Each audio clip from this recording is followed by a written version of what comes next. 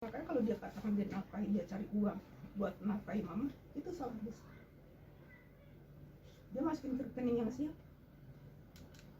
Kan kelihatan. Kalau kamu kirim uang ke saya misalkan, kamu kan kasih ini laporan ke saya, mah tadi aku udah kirim uang buat kan gitu. Ini buktinya seperti itu. Dan untuk urusan rezeki, saya percaya saya hanya tergantung pada Allah, dan Allah maha mencukupi. Allah maha mencukupi. Buktinya mohon maaf, saya bisa kok beli nasi bungkus buat kalian makan, masih bisa. Itu bukan 10-20 ribu saya keluarin uang. Artinya itu berkah. Allah kasih keberkahan. Saya nggak minta banyak dari Allah. Allah maha kaya. Ya Allah, Engkau maha mencukupi. Kekayaan hanya milik Engkau ya Allah. Saya nggak perlu kaya. Saat ini saya sakit begini, kamu kasih 1 miliar buat saya buat apaan? Rumah sakit saya nggak perlu bayar, obat-obatan saya nggak perlu bayar. Paling saya bayar ambulan, berapa duit ambulan? Paling 1 juta. Saya nggak perlu uang banyak, saya nggak perlu uang banyak. Saya nggak perlu nyekel uang banyak-banyak, takut besok saya gimana. Saya nggak takut, karena Allah udah cukup. Tiba-tiba, saya kan pengajian saya kan banyak. Waktu saya sehat, ngaji di mana saja, itu ada aja rezeki saya. Allah kirim. Entah dari pengajian ini, ada utusan datang ibu haji dari, saya bilang nggak usah aja, enggak, ini udah mereka himpun. Sekarang pun juga mereka mau bergerak, cuma kan nggak enak sama Rani. Kenapa nggak enaknya? Karena Rani itu anak satu-satu saya, dan Rani mampu, bukannya miskin, itu masalahnya. Orang nggak percaya. Kalau seorang Kalina nggak bisa ngurus mamanya, itu nggak percaya. Teman pengajian saya mau bergerak, cuma kan mikir, tersinggung nggak nih Kalina nanti? Oh, mamanya kita yang rawat, yang ngurusin, ambil alih. Kalau dia miskin, orang maklum. Hani mampu dari sangat mampu. Saya cuma satu, dia kan nggak ngurusin Aska. Beda dengan saya harus berjuang membesarkan dia. Hani nggak perlu. Sama bapaknya saya rasa kalian juga tahu bagaimana hubungan dia sama bapaknya. Dan dia cari uang untuk dirinya sendiri. Apa dia bantu keluarga saya, abang saya yang miskin, adik saya yang miskin? Nggak pernah. Rani bukan miskin. Dia punya rumah banyak, dia punya apartemen. Sekarang rumahnya dijual. Bukan saya mau tahu harta anak saya, tidak ya. Tidak berbekas. Kemana uang miliaran? Itulah cara Allah mengambil harta-hartanya. Sekarang baru teguran dari saya. Teguran dari Allah kan nanti pedih. Maksudnya menjadi nggak akan sanggup kayaknya. Iya Mas, ini kan mohon maaf ya Mas. Tadi kan Mama bilang Vicky nggak pernah membuka keburukan Kalina. Sedangkan kemarin kita baru wawancara Vicky dan dia membuka semua aib-aib Kalina, penyebab perceraian mereka gitu. Iya. Apa menurut Mama ini Vicky sudah melewati batas kesabarannya untuk sikap Kalina atau gimana? Saya rasa begini ya, Vicky itu sama dengan kalian, manusia biasanya. Dicubit itu masih sakit kan? Kalian dicubit sakit nggak? Sakit. Kalau 1 kali dicubit oke, 2 kali cubit oke. Tapi kalau berkali-kali lawan nggak kalian? Lawan. Sekarang Islam mengajarkan haram bagi kamu ngomongin aib saudara kamu sendiri, sama aja kamu makan bangkai saudara kamu, kan itu kata Islam. Dan Rani membuka aibnya Mas Vicky. Yang saya tahu seperti itu, Mama, aku dibilang punya anak haram begini-gini. Kalaupun iya, tanda kutip, kalaupun iya, haknya Rani bicara itu apa? Dia mikir nggak psikologis anaknya Vicky? Dipikirin nggak? Dia kan punya anak juga. Di situ saya marah.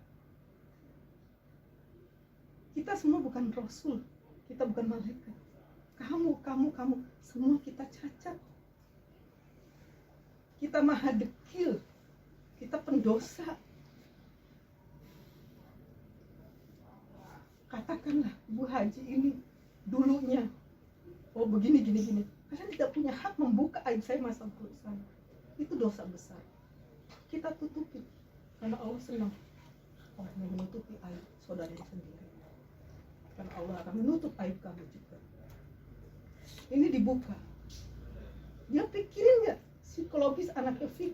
Di situ Vicky berontak. Saya dukung untuk urusan ini. Saya dukung. Saya nggak mau ada kezaliman di sini. Karena kita bukan orang-orang suci. Saya nangis pas Vicky laporan kayak gitu. Katakanlah kamu punya masa lalu yang tidak baik, dibuka sekarang, yang orang tadi nggak tahu menjadi tahu. Bagaimana perasaan kamu? Punya mulut tuh dijaga. Kalau orang Betawi bilang tuh jangan lemes gitu loh. Jangan terlalu mudah mengumbar. Kamu lihat apa yang dilakukan Lina. Ngomong sana, ngomong sini, ngomong sana, ngomong sini. Itu kan yang dilakukan. Katakanlah memang mungkin selama berumah tangga sama Vicky punya cacat, punya kesalahan gini, tapi nggak perlu dibeberkan. Kalian nggak kasih tahu juga udah pada tahu siapa Vicky. Lo kan emang dari awal udah tahu siapa Vicky, kan gitu. Sekarang Kalina mau nyebur nikah sama Vicky dan dia tahu siapa Vicky. Rekornya Vicky tahu. Kawin cerai dekat sama perempuan cantik gini. Ambil resiko. Dulu saya pernah dekat sama salah seorang artis terkenal, tapi sekarang udah lama itu. Dia mau nikahin saya. Sampai dia mengatakan, sayang, apa saya kurang ganteng? Apa kamu takut enggak makan dari saya? Dia anggota DPR dan dia orang yang bagus sekali. Bukan itu masalahnya. Saya nggak yakin dengan diri saya. Saya nggak yakin saya sanggup melihat kamu nanti misalkan foto-foto sama cewek atau apa. Ya kalau misalkan bikin film misalkan ya, itu kan cuma di film aja. Nah itu masalahnya. Saya nggak yakin dengan diri saya. Saya yakin dengan kamu, tapi saya nggak yakin dengan diri saya mampu atau tidak. Waktu Rani nikah sama Dedi pun juga saya peringatkan, kamu harus siap-siap. Siapin mental kamu untuk menikah sama seorang artis besar. Kayak Dedi yang mampu bertahan lama bersama kami. Kenapa? Karena Dedi kan orangnya rada cuek dan dia pakai logika. Dia nggak terlalu mempermasalahkan. Dan Dedi bukan orang yang mudah terpancing, mudah cerai. Dia nggak ladenin. Kok Dedi sering curhat sama saya tentang rumah tangga. Masih perhatian loh. Mungkin dia sibuk kali. Mungkin dia sibuk. Aska mungkin. Aska tuh kan dia masih teenager ya, masih artinya belum dewasa cukup ya. Anak tuh kan bagaimana orang tua. Dalam hal ini kan Aska anaknya Rani. Orang dituntun Aska kita ke rumah Mama Nek yuk. Kan itu anak mungkin bisa ke sini. Kalau kamu nggak tuntun dari mana Aska bisa tahu? Aska bilang dia kadang-kadang video call sama saya. Mama Nek, I'm so sorry. I cannot visit you because you know what? Saya belum bisa bawa mobil sendiri untuk keluar rumah. Aska kan cuma gede orang doang. Umurnya belum sampai 17 tahun ya.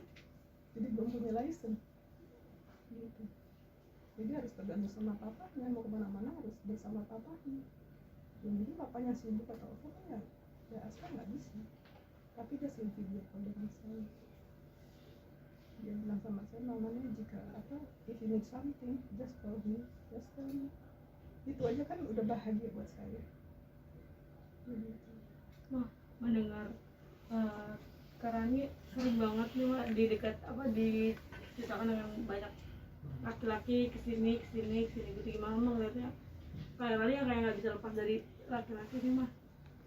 Iya, itu salah satu juga yang saya sangat sesalkan ya. Saya sangat sesalkan. Makanya andaikan dia bicara kepada saya,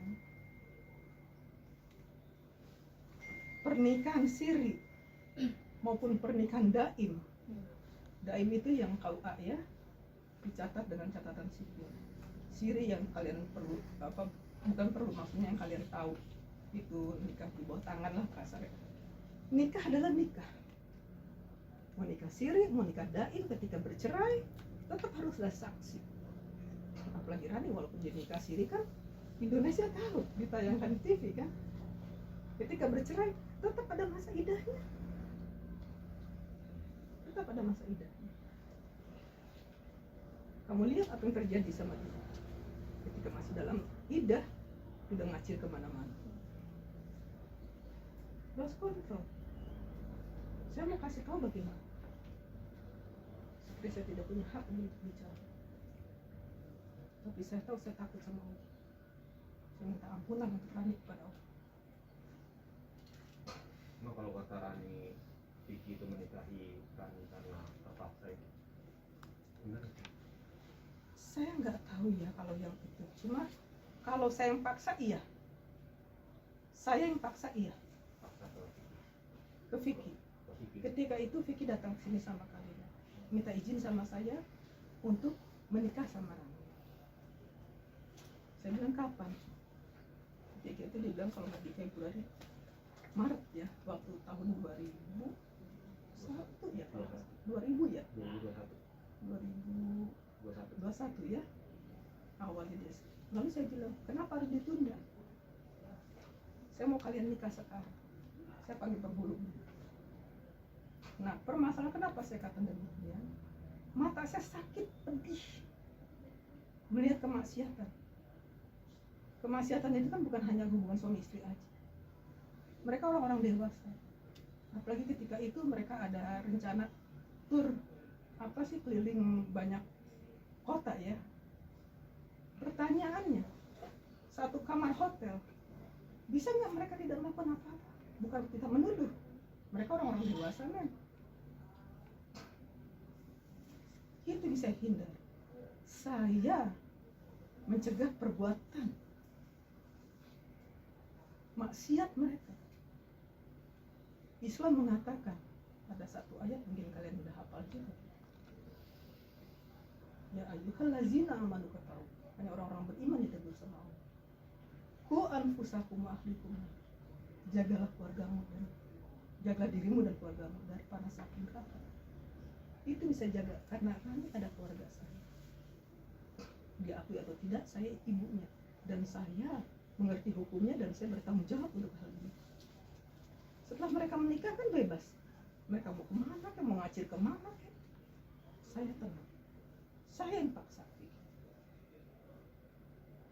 Kalau Vicky merasa terpaksa negaranya, itu nggak salah. Saya yang paksa.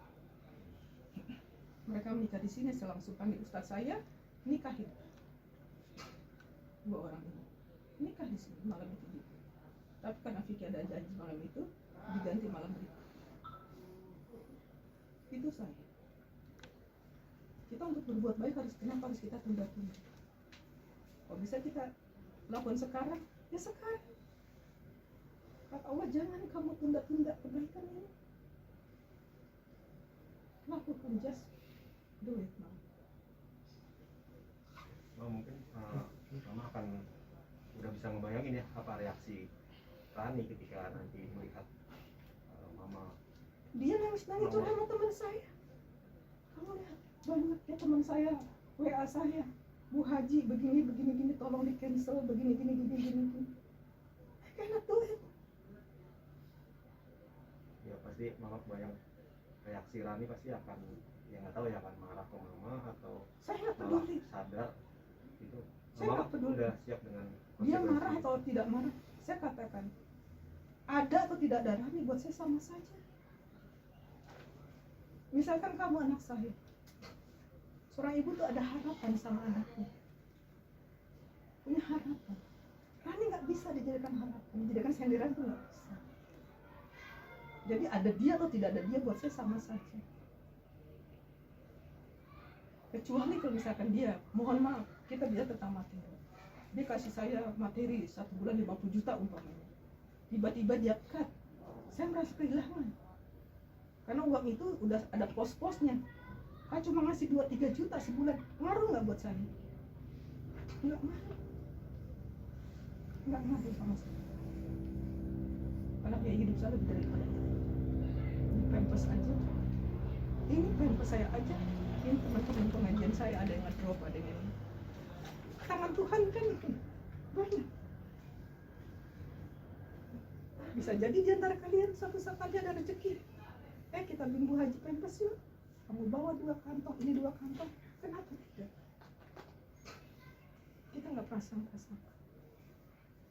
Membaca surat At-Taubah ayat 2 dan 3. Allah sudah atur, jangan khawatir. Hanya orang-orang yang bertakwa saja yang dikasih sama Allah. Rezeki yang tidak sangka-sangka datang dari Allah yang tidak kita tahu. Tidak tahu. Berapa minggu lalu teman pengajian saya 2 orang. Pokoknya salah seorang dari mereka itu terkenal banget, juteknya begini, tapi sama saya sayangnya setengah mati. Dia siapkan uang buat saya. Bukan saya berharap, artinya itulah rezeki yang gak disangka-sangka.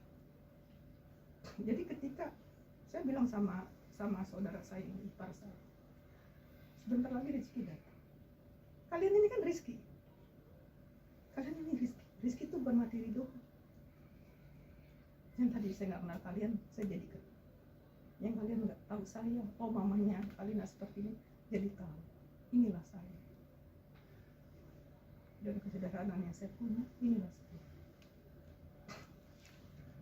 Ma, jika kelak putri Anda meminta maaf kepada Mama, itu apakah masih ada maaf atau bagaimana? Karena tadi kan sempat ngomong ada atau tidaknya putri Anda itu sama aja.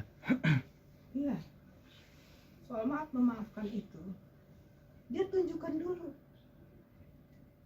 perubahan dirinya dia.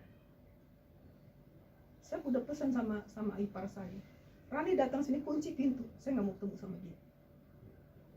Saya nggak mau ketemu sama dia. Kalian tahu kenapa? Wajah dia di depan kamera, depan kalian itu seperti malaikat penjaga pintu surga. Tapi datang ke saya, mukanya ditekuk seperti malaikat pencabut nyawa. Enak nggak? Kaku. Nggak ada sedap-sedapnya dilihat mukanya dia. Jadi saya tegang kalau bersama dia. Nggak enjoy. Dan saya nggak mau itu. Jadi diri saya jadi hilang kalau ada bersama dia. Kalau masalah maaf, dia tunjukkan dirinya dia siap. Dan dia layak mendapat maaf dari saya. Karena perbuatan dia sudah melampaui batas. Ini masalah nyawa. Masalah nyawa saya. Dia permainkan. 2 minggu lalu saya sampai ditolak sama rumah sakit. Akhirnya sopir ambulan yang mendekel, oh ini saudara saya, dia yang bertanggung jawab atas diri saya. Malamnya baru teman pengajian saya datang sama suaminya untuk menggantikan. Udah saya punya anak. Saya bilang saya sebatang kara. Lalu sopir ambulan bilang, enggak Pak, ini mamanya Kalina. Saya nggak pernah membawa nama Kalina kemana-mana.